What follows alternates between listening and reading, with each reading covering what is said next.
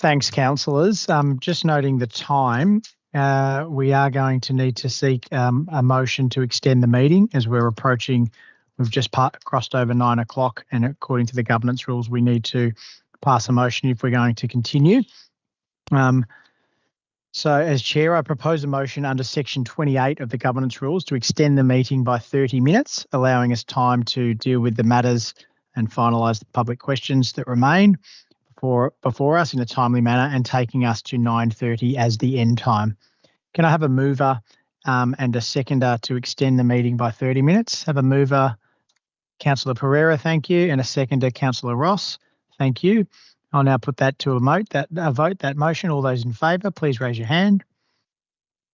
Thank you, councillors. That's carried unanimously, and we'll now continue on the meeting through until 9:30 or until business is finished. I'll now refer back to CEO Mr. Patterson. Thank you, Mr. Patterson.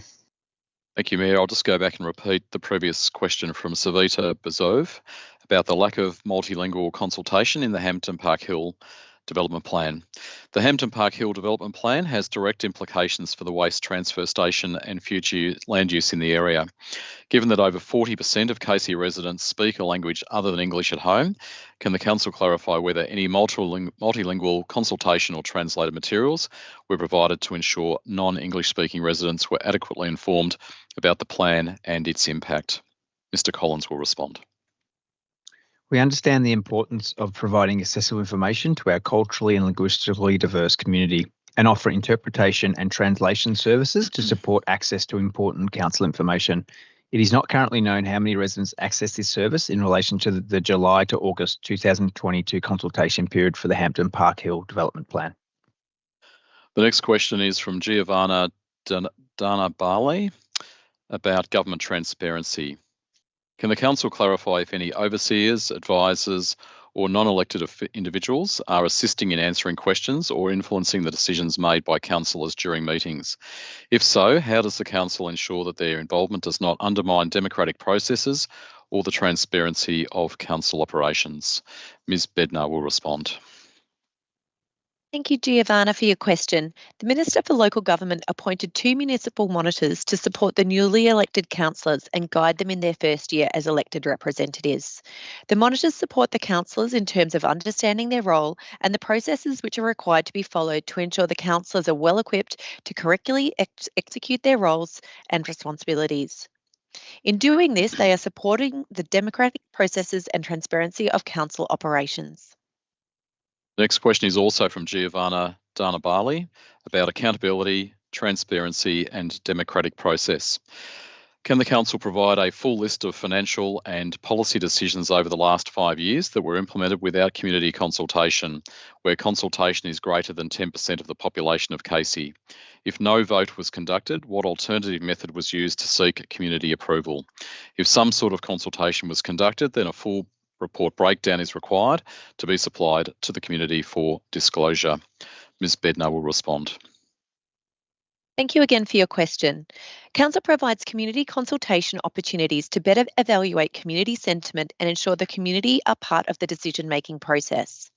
To prepare a full list of financial and policy decisions over the last 5 years and compare this against community consultation is not achievable in the timeframes council staff have to prepare responses. It is worth noting that participation in community consultation is not mandatory, therefore all data collected is analysed and reported back to Council for consideration. All Council reports, including policy decisions, have a mandatory engagement component that outlines the participation number and engagement reach for a project. This information can be accessed via Council's meeting minutes from the last 5 years. The next question is from Peter Duncanson about public participation and transparency in meetings. Can the Council provide information on how it ensures transparency during public participation at meetings, including making public comments, questions and Council responses easily accessible to all residents post-meeting? Under general principles of duty of care, councils must ensure that their meetings are accessible to all members of the public, which could include ensuring proper facilities like microphones for participation, especially when individuals are speaking to or for a large group. Ms. Bednar will respond. Thank you, Peter. We encourage our community to engage and view council meetings. One of the best ways you can participate in council meetings is by submitting a public question. Answers are followed up by officers and read during the council meeting. They are also included in the meeting minutes and a copy emailed through to the resident who submitted the question. Responses are also made available in the minutes on our website 2 business days after the meeting. The Casey governance rules don't include an opportunity for public comments, questions or discussions during the meeting without notice, which is why we don't have microphones set up in the gallery area. And a further question from Michael Ball has been submitted about the Berwick Springs Lake renaming. A Freedom of Information report from the City of Casey identifies that in November 2022, Council's landscape design and construction and connected communities teams confirmed they are responsible for the management of physical infrastructure at the site. This includes installation of plaques, plural, and signs, plural. Why hasn't and when will the local community be consulted on the infrastructure, including plaques, signs, or even monuments? Mr. Collins will respond.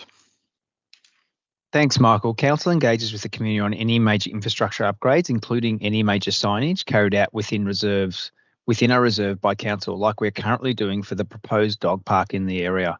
Melbourne Water, as the landowner, are also able to install infrastructure, including plaques, signs and monuments on their land. We've requested they engage with the community prior to installing any signing associated with the name change. No reply has been received to date. Mr. Mayor, there were 6 public questions that were submitted that were ruled invalid, and the submitters of those questions have been notified. Those people being Troy Van Grop, Trav Lee, Sue Larney, Sandra Coleman, Lauren Tassone, and Peter Duncanson. That concludes question time, Mr. Mayor. Thank you, Mr. Patterson, and all those who've provided responses. I'll now move to the next item on the agenda, which is late reports. There were no late reports for this council meeting. Moving now on to urgent business. There were no urgent business items received for this council meeting. And moving on to item 11, which is closed council, confirming that there were no closed council reports for this council meeting. And lastly, item 12, which is to close the meeting.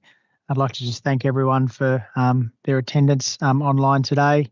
Officers, councillors and also community members who've taken the time to listen into us as we conduct debate and answer questions. I declare the council meeting closed and I thank everyone for being here this evening. Thank you.